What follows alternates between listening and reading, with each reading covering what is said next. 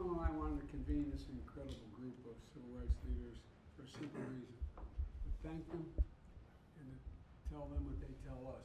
We know we got a lot more work to do. A lot's happening around things you wouldn't think would be happening today on the anniversary of the 60 years of March. Turn this over to the Vice President for a few minutes and then we'll get moving. Thank you, Mr. President. Our country was founded on many noble principles, and I believe each of us has a duty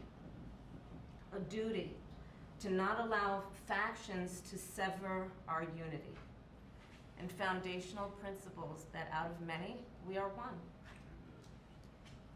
Thank you, Mr. President. Thank you.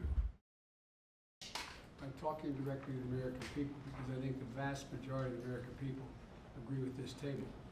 But we have to understand this is serious. I said a little earlier when I came in and sat down, I think this is as serious a potential turning point for the negative as it was when the turning point for the positive when your dad organized that march. I really think this is a critical time.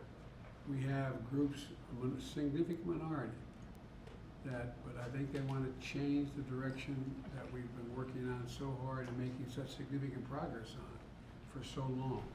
We can't let it happen. We just have to speak to it. Sir, do you plan to travel to Mexico? Have you spoken with any of the families of the victims? This is the last thing I'll speak to and get this moving.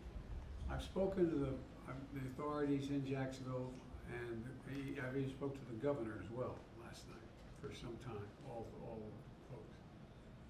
And right now, I asked for whether or not it was appropriate for the local people to contact the families. Two of them are prepared to be contacted.